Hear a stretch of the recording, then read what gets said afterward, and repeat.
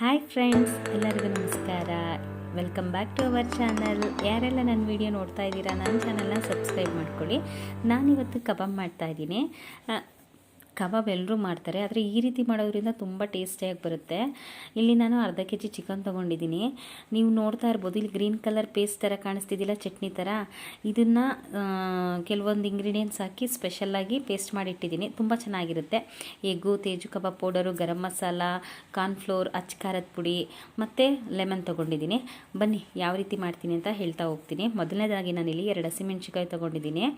ಮತ್ತು ಒಂದು 3 ಗೆಡ್ಡೆ ಬೆಳ್ಳುಳ್ಳಿನ ಸಿಪ್ಪೆ ಬಿಡಿಸಿಟ್ಕೊಂಡಿದ್ದೀನಿ. 3 ಲವಂಗ, 3 ಪೀಸ್ ಚಕ್ಕೆ, ಆಮೇಲೆ 2 ಇಂಚು ಶುಂಠಿ ತೊಗೊಂಡಿದ್ದೀನಿ. ಸ್ವಲ್ಪ ಪುದೀನ ಸೊಪ್ಪು, ಸ್ವಲ್ಪ ಕೊತ್ತಂಬರಿ ಸೊಪ್ಪು ತೊಗೊಂಡಿದ್ದೀನಿ. ಇದೆಲ್ಲನೂ ಕೂಡ ಒಂದು ಪೇಸ್ಟ್ ಮಾಡ್ಕೊಂಡು ಬರೋಣ.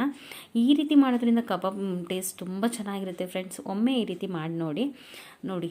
ಬೆಳ್ಳುಳ್ಳಿ, ಶುಂಠಿ, ಚಕ್ಕೆ, ಲವಂಗ, ಪುದೀನ ಸೊಪ್ಪು, ಕೊತ್ತಂಬರಿ ಸೊಪ್ಪು ಹಾಕ್ಬಿಟ್ಟು ಚೆನ್ನಾಗಿ ಒಂದು ಪೇಸ್ಟ್ ಮಾಡ್ಕೊಂಡು ಬರ್ತೀನಿ. ನೋಡಿ, ನನ್ನ ಪೇಸ್ಟ್ ರೆಡಿಯಾಗಿದೆ. ಈ ಪೇಸ್ಟ್ ಹಾಕೋದ್ರಿಂದ ಕಬಾಬ್ ತುಂಬ ಟೇಸ್ಟಿಯಾಗಿರುತ್ತೆ, ತುಂಬ ರುಚಿಯಾಗಿರುತ್ತೆ. ಒಮ್ಮೆ ಈ ರೀತಿ ಮಾಡಿ ನೋಡಿ. ಮೊದಲನೇದಾಗಿ ನಾನಿಲ್ಲಿ ಒಂದು ಪಾತ್ರೆ ತೊಗೊಂಡಿದ್ದೀನಿ. ಇದಕ್ಕೆ ಒಂದು ಮೊಟ್ಟೆ ಹೊಡ್ಕೊತೀನಿ.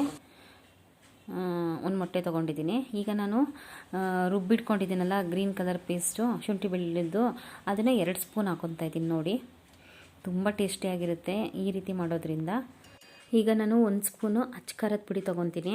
1 ಸ್ಪೂನ್ ಹಾಕಲ್ಲ, ಒಂದು 3/4 ಚಮಚ ಹಾಕ್ತೀನಿ. ಯಾಕಂದರೆ 2 ಹಸಿಮೆಣ್ಸಿಕಾಯಿ ತೊಗೊಂಡಿದ್ದೀನಿ, ಮತ್ತು ಕಬಾಬ್ ಪೌಡ್ರಲ್ಲೂ ಖಾರ ಇರುತ್ತೆ ಅದಕ್ಕೆ. ನೆಕ್ಸ್ಟ್ ಇವಾಗ ಗರಂ ಮಸಾಲ ತೊಗೊಂಡಿದ್ದೀನಿ. ಇದನ್ನು ನಾನು ಅರ್ಧ ಸ್ಪೂನ್ ತೊಗೊಂಡಿದ್ದೆ. 1 ಸ್ಪೂನು ಕಾರ್ನ್ಫ್ಲೋರ್ ತೊಗೊಂಡಿದ್ದೀನಿ. ಇದನ್ನು ಫುಲ್ ಹಾಕ್ತೀನಿ. ಈಗ 1 ತೇಜು ಕಬಾಬ್ ಪೌಡರ್ ತೊಗೊಂಡಿದ್ದೀನಿ ಅರ್ಧ ಕೆ ಜಿ ಚಿಕನ್ಗೆ. ಇದನ್ನೆಲ್ಲ ಹಾಕ್ಬಿಟ್ಟು ಒಂದು ಮಿಕ್ಸ್ ಕೊಡ್ತೀನಿ, ಚೆನ್ನಾಗಿ ಮಿಕ್ಸ್ ಮಾಡ್ತೀನಿ. ಇದಾದಮೇಲೆ ನಾನು ತೊಳೆದಿಟ್ಟಿರೋ ಅಂಥ ಅರ್ಧ ಕೆ ಜಿ ಚಿಕನ್ ಹಾಕ್ತಿದ್ದೀನಿ. ರುಚಿಗೆ ತಕ್ಕಷ್ಟು ಸ್ವಲ್ಪ ಉಪ್ಪು ಹಾಕ್ತೀನಿ, ಕಬಾಬ್ ಪೌಡ್ರಲ್ಲಿ ಉಪ್ಪಿರುತ್ತೆ. ಆಮೇಲೆ ಅರ್ಧ ಲೆಮನ್ ಹಾಕ್ತಾಯಿದ್ದೀನಿ, ಜ್ಯೂಸನ್ನ. ನೋಡಿ, ಇದೊಂದು ಸೀಕ್ರೆಟ್ ಟಿಪ್ಸು. ಸ್ವಲ್ಪ ಎಣ್ಣೆ, 1-2 ಹನಿ ಎಣ್ಣೆ ಹಾಕೋದ್ರಿಂದ ಕಬಾಬ್ ಕೋಟಿಂಗ್ ತುಂಬ ಚೆನ್ನಾಗಿ ಬರುತ್ತೆ. ಕಾರ್ನ್ಫ್ಲೋರ್ ಹಾಕೋದ್ರಿಂದನೂ ಬರುತ್ತೆ, ಬಟ್ ಇದು ಎಣ್ಣೆ ಹಾಕೋದ್ರಿಂದ ಕ್ರಿಸ್ಪಿಯಾಗಿ ಬರುತ್ತೆ, ಮತ್ತು ಎಲ್ಲೂ ಬಿಟ್ಕೊಡಲ್ಲ, ಅಂಟ್ಕೊಳ್ಳೋದಿಲ್ಲ, ತುಂಬ ಚೆನ್ನಾಗಿರುತ್ತೆ. ಈಗ ಇದನ್ನ ನಾನು ಮುಚ್ಚಿಡ್ತೀನಿ. ಒಂದು 2 ಅವರ್ ನೆನೆಯಕ್ಕೆ ಬಿಟ್ಟಿದ್ದೀನಿ. ನಾನು ಫ್ರಿಜ್ಜಲ್ಲಿ ಇಡಲ್ಲ, ಹಾಗೆ ಆಚೆ ಕಡೆನೇ ಇಟ್ಟಿರ್ತೀನಿ. ಈಗ ಎಣ್ಣೆನ ಸ್ವಲ್ಪನೇ ನಾನು ಬಿಸಿ ಮಾಡಲಿಕ್ಕೆ ಇಟ್ಕೊಂಡಿರ್ತೀನಿ. ಎಣ್ಣೆ ಬಿಸಿ ಆದಮೇಲೆ ನಾನೀಗ ಕಲಸಿಟ್ಟಿರೋ ಕಬಾಬ್ನ ಹಾಕ್ತಿದ್ದೀನಿ, ಕಬಾಬ್ ಪೀಸ್ನ. ಎಣ್ಣೆನ ಸ್ವಲ್ಪನೇ ಹಾಕ್ಕೊತೀನಿ, ಯಾಕಂದರೆ ಮತ್ತೆ ಅದೇ ಎಣ್ಣೆನ ಬಳಸೋಕ್ಕಾಗಲ್ಲಲ್ವಾ.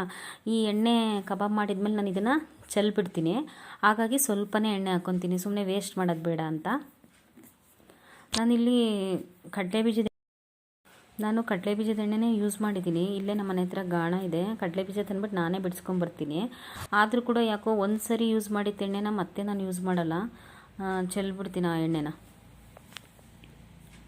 ನೋಡಿ, ಕಬಾಬ್ ತುಂಬ ಚೆನ್ನಾಗಿ ಬಂದಿದೆ.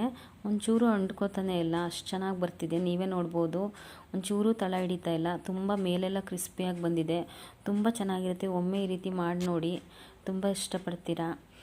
ಬರೀ ಹೊರಗಡೆದು ಶುಂಠಿ ಬೆಳ್ಳುಳ್ಳಿ ಪೇಸ್ಟ್ ಹಾಕೋದ್ಕಿಂತ ಈ ರೀತಿ ಮನೆಯಲ್ಲಿ ಆ ಶುಂಠಿ ಬೆಳ್ಳುಳ್ಳಿ ಜೊತೆ ಈ ಇಂಗ್ರೀಡಿಯೆಂಟ್ಸ್ಗಳನ್ನ ಸೇರಿಸಿ ಪೇಸ್ಟ್ ಮಾಡಿ ಹಾಕೋರೋದ್ರಿಂದ ತುಂಬ ಟೇಸ್ಟಿಯಾಗಿರುತ್ತೆ ಕಬಾಬು.